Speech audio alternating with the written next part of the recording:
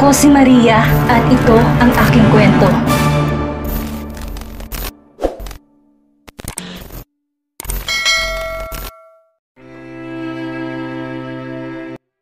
Kinabukasan, maagang pumunta si Ruel sa kumpanya ng mga Hidalgo. Nasa entrance lang siya at hinihintay kung makakapasok ba si Carmela. Hindi siya nakatulog ng maayos kagabi dahil nagigilty siya na naiwan nila ng mag-isa si Carmela sa site.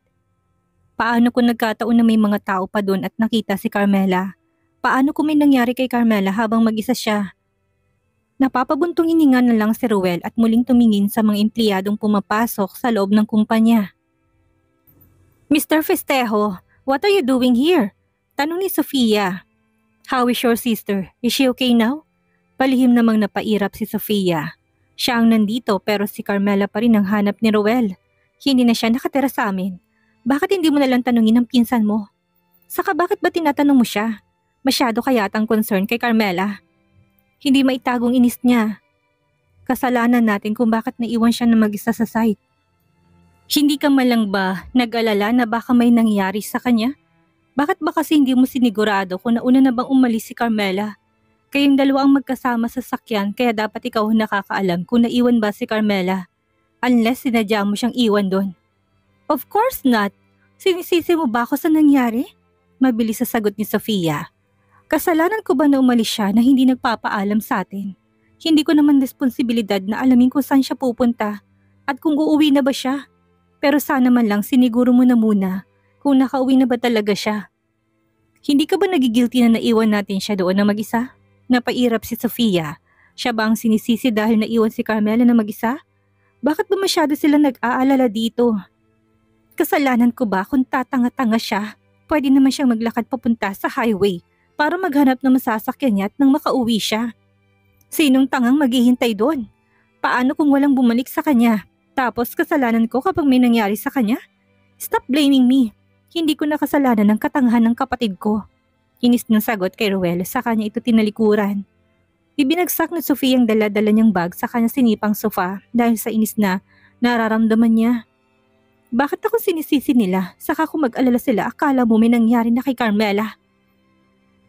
Pwede naman siya maglakad papunta ng highway para mag-abang ng taxi. Kasalanan ko pang nagstay siya doon. Napaka-arte! Aniya. Lalo na siyang naiinis dahil mukhang inaakit na rin ni Carmela si Ruel. Hindi ka ba marunong makontento sa isa? You're really pissing me off. Na-stress ng sad ni Sofia. Hindi siya makakapayag na aayon ng panahon kay Carmela. Kapag nakausap na ng kanyang inang mga magulang ni Ruel at pumayag ang mga to sa kasal, wala nang magagawa si Ruel. Kung hindi siya ang kampihan, napangisin na lang si Sofia at hindi na lang inisip si Carmela dahil nasisira lang ang araw niya. Nang magising si Carmela, pinainom na siya ni Adam ng gamot. Mainit pa rin siya pero hindi na katulad kagabi. Tiningnan ni Carmela si Adam na tila ba walang tulog. Okay ka lang? Hindi ka ba nakatulog ng maayos? Namamaos pang tanong ni Carmela. Wag mo kong alalahanin, ayos lang ako. Masungit na sagot ni Adam.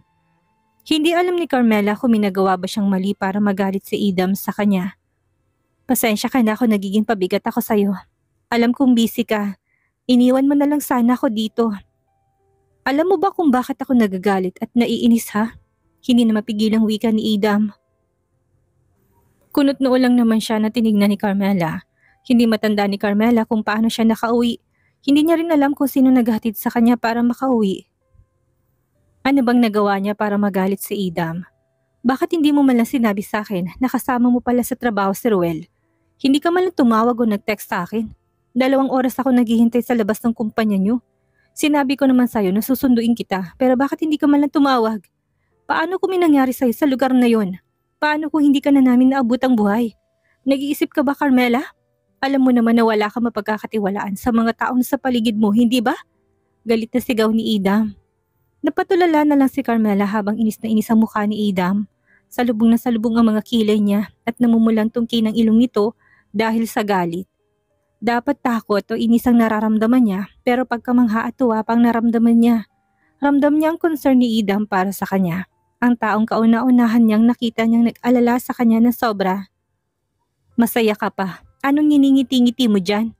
Ani ni Adam. Umiling naman si Carmela saka pinigilan ng sarili na hindi mapangiti.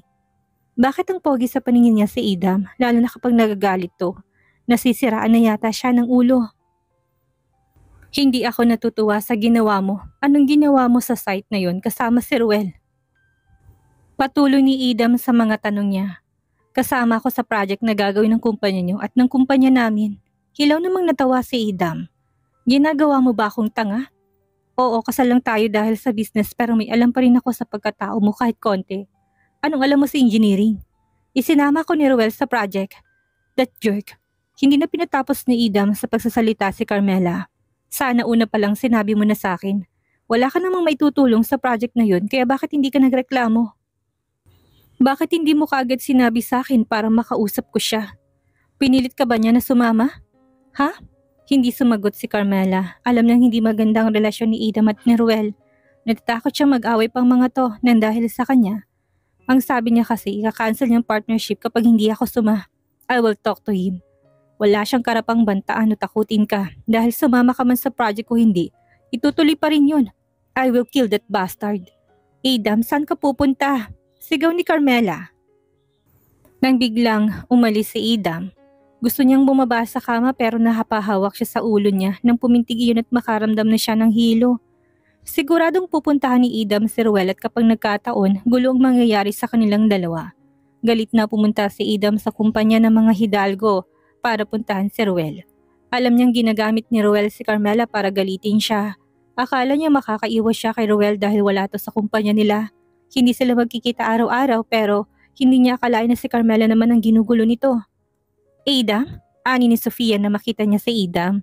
Hindi pumasok si Carmela kaya kung hinahanap mo siya, wala siya dito. Wika ni Sofia.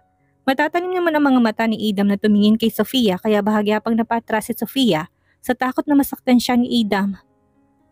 Nasaan si Ruel? Nasaan ang gagong yun? Nanggagalaiting sigaw ni Idam. Nablangko pa ng ilang segundo si Sofia bago siya sumagot. Nandun siya sa office ko. Bakit ba? Ano bang kailangan mo't galit na galit ka sa kanya? Sumakay na si Idam sa elevator. Sumama naman si Sofia dahil baka magkagulo sa loob ng office niya. Pwede bang huminahon ka? Huwag kayong mag-aaway sa loob ng office ko, pakiusap. Ani pa ni Sofia pero tila ba walang pinapakinggan si Idam.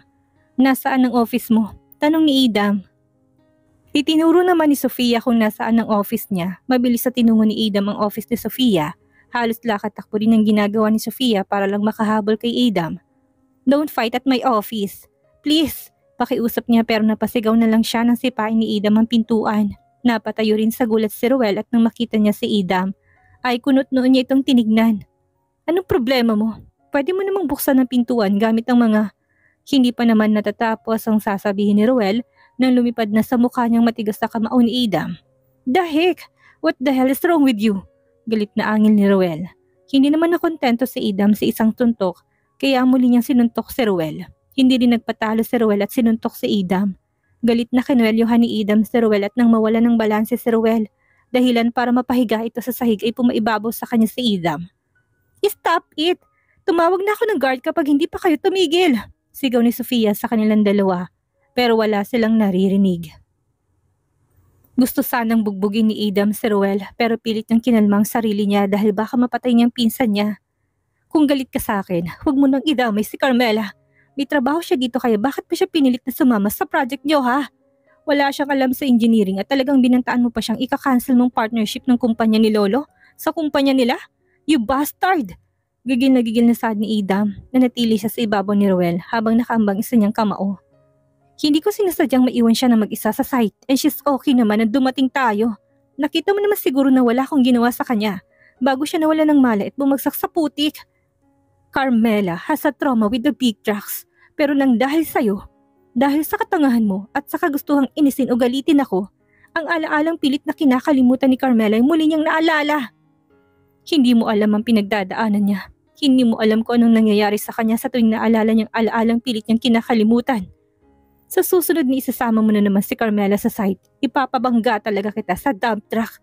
Pagbabanta ni Idam.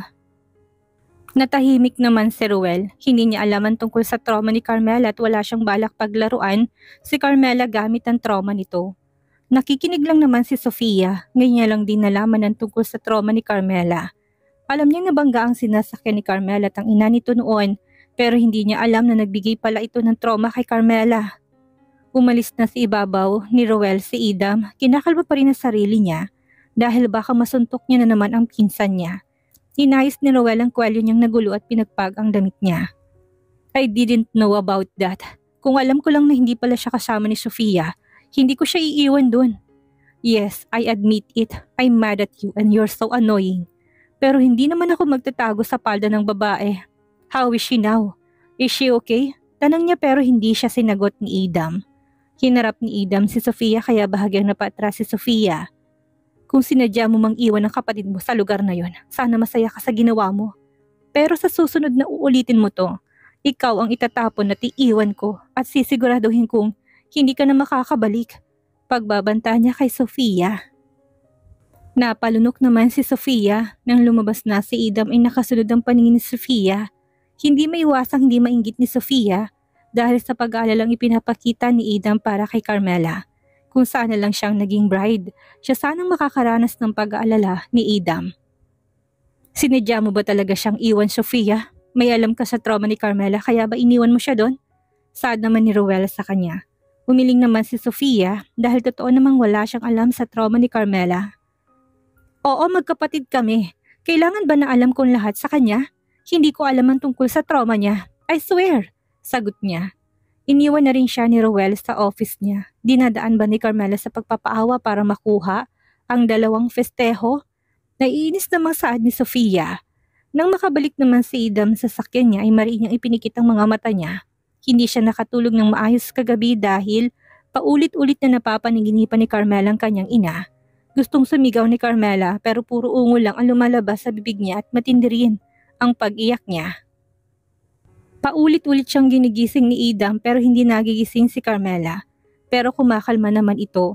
Isang malalim na buntong hininga ang pinakawalan ni Idam. Kinalma na muna niya ang sarili niya bago siya muling nag-drive pa uwi. Wala naman siyang special na nararamdaman kay Carmela pero naawa siya dito dahil alam niyang walang pakialam ang pamilya ni Carmela sa kanya.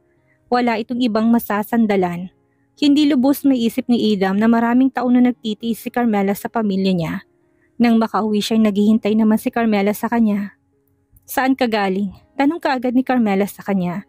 Blankong tinignan ni Idam si Carmela. Nainis lang siya dahil ayaw niyang may ibang ginagamit si Roel para lang asarin siya. Nag-aalala siya dahil baka may mangyari kay Carmela nang dahil sa kanya. Alam ni Idam na hindi naman guguluhin ni Roel si Carmela kung hindi niya ito asawa. Nagpahangin lang ako, pagdadahilan niya pero tila ba ayaw maniwala ni Carmela. May ginawa ka ba kay Roel? Inis na tinignan ni Idam si Carmela. Nag-aalala ka sa kupal na yon? It's not like that. Sa'yo ko nag-aalala dahil baka makulong ka kapag napatay mo siya. Honest niya. Napaiwas naman ng tingin si Idam. Hindi niya alam kung bakit tila tumalon ang puso niya.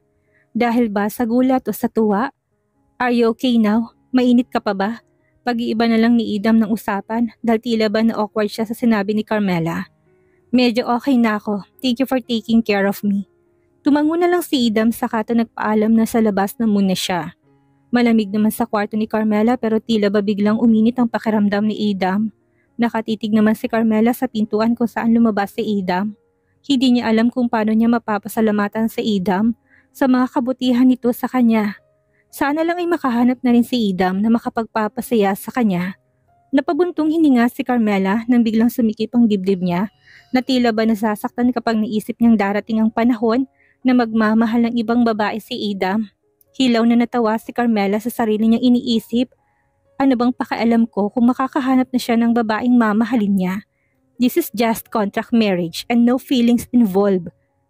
Aniya sa sarili niya at napapailing na lang. Napapaisip din siya kung sino kasama ni Idam na nagpunta sa site dahil hindi naman alam ni Idam kung saan sila nagpunta. Sa mga araw na hindi nakapasok si Carmela ay nag-aalaga at nag-asikaso kay Carmela.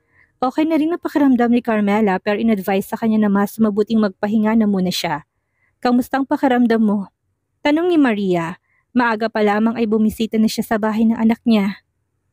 Okay na po, Mrs. Festejo, sagot naman ni Carmela na ikinatango ni Maria. Nang bumaba ng hagdan si Idam ay nakatingin naman sa kanyang dalawa. Habang naglalakad si Idam, inahis niyang necktie niya. Kayo na munang bahala at magbantay kay Carmela, Mom. Make sure na naiinom niya sa tamang oras ang mga gamot niya. Habilin ni Adam. Nagsalubong naman ng mga kilay ni Carmela. Nandito bang biyanan niya para bantayan siya? Bakit ako babantayan? Kaya ko naman na sarili ko. Nakakapaglakad din naman ako at nakakakilos. Bakit pinapunta mo pa ditong mommy mo? She's busy too. Angil ni Carmela. Nahiya siya na babantayan pa siya. Hindi naman siya bata. Just listen to me. Gusto mo akong pumasok sa kumpanya kaya pinapunta ko dito si mommy. Paano kung magwala ka habang wala kang kasama dito? What? Nasa matino naman akong pag-iisip kaya bakit ako magwawala? Just stay here, Mom. Okay? Call me if something happens. Papasok na ako. Baling ni Adam sa kanyang ina. Napaawang na lang ang labi ni Carmela. Hindi siya makapaniwalang inihabilin siya na para bang isa siyang bata. Mrs. Festejo, I'm perfectly fine. Hindi niyo naman ako kailangang bantayan. Nakakahiya naman kung maabala ko pa kayo. Nahihiyang saad ni Carmela. Natawa naman si Maria. Unti-unting gumagaan ng pakiramdam ni Maria sa daughter-in-law niya. It's okay. Wala ka namang gagawin ngayon, hindi ba? And you said na you're perfectly fine. Nalaman ko kasi nag-enroll ka sa isang cooking class. Gusto mo bang turuan din kita? Po, gulat na sagot ni Carmela. Alam niyang una pa lang ay hindi siya gusto ni Maria para kay Adam. Pero bakit parang nagbago yatang ihip ng hangin? Bahagya na lang natawa si Maria dahil alam niyang nagtataka si Carmela sa kabaitan niya ngayon. Tumayo naman na si Maria sa kanya binitbit ang mga plastic na dala-dala niya. Tuturuan kitang magluto. Kawawa naman ang anak ko kung hindi ka marunong. Pagod na rin siya sa trabaho sa maghapon. Tapos siya pa rin bang magluluto ng pagkain yung dalawa? Hindi naman ako makakapayag na gagawin mo siyang chef mo. Ani ni Maria habang naglalakad siya papuntang kusina. Nakasunod naman si Carmela sa kanya. Nilabas na ni Maria ang mga karne at gulay na pinamalengke niya. Madaling araw pa lang. Hindi niya naman po kailangan gawin to, Mrs. Festejo. Nag-enroll naman na ako sa isang cooking class at napasukan ko naman po yun every Saturday. At isa pa, hinarap ni Maria si Carmela. Simula ngayon, huwag mo na akong tatawaging Mrs. Festejo. You can call me mommy now dahil asawa ka naman ng anak ko. I can't be a perfect mother pero susubukan ko basta hindi mo pa iinitin ang ulo ko. Masama akong magalit. Natawa na lang si Carmela. Nakagat niyang pang-ibaba niyang labi dahil tila ba kinilig siya sa sinabi ng mother-in-law niya. Na-miss niya tuloy ang magkaroon ng ina. O siya, hugasan mo ng mga gulay at hiwain. Ituturo ko mga dapat mong gawin. Maupo lang ako dito, papanoorin ko mga kilos mo. Tumango naman si Carmela at sinimulan ng ihanda ang mga gagamitin niya. Nahihiya pa siya at para bang napipressure siya dahil may nanonood sa kanya pero nawala rin ang hiyang nararamdaman niya. Dahil kalmado naman siyang tinuturuan ni Maria. Lahat ng sinasabi ni Maria ay sinusunod niya. Nag-enjoy na rin siya dahil pakaramdam niya nagkaroon ulit siya ng ina. Sa pagtitimpla naman dapat konti lang munang ilagay mo sa mga seasoning para kapag kulang pwede mong dagdagan. Tumango naman si Carmela. Ouch! Are you okay? Mag-ingat ka naman. Napatayo pa si Maria sa kinuupuan niya na mabitaw ni Carmela ang hawak nitong sandok. I'm fine po, napaso lang ako sa gilid ng kaserola. Sagot niya at ngumiti kay Maria. Tinignan naman ni Maria ang paso ni Carmela at mabilis tong namula, kaya nanguha siya ng ointment para ilagay doon. Mag-iingat ka sa susunod. Hindi pwedeng sa tuwing magluluto kay mapapaso ka. Mahinahong paninermo ni Maria. Tumangot ngumiti naman si Carmela. Hindi niya akalain na masituturing pa siyang pamilya ng mga Festejo kaysa sarili niyang pamilya. Ngayon niya na lang ulit ito naranasan. Ang mapalibutan siya ng mga taong nag-aalala para sa kanya. Thank you po, Mami. Nahiya pa niyang saad. Tumango lang naman si Maria. Ngayong tila tanggap na ni Maria si Carmela, dito kaya matatagpuan ni Carmela ang isang pamilya. Ano kayang gagawin ni Ruel ngayon na alam na niya ang trauma ni Carmela? At anong mangyayari sakaling makaharap muli ni Adam ang kanyang lolo? Yan ang ating aalamin sa susunod nating kabanata.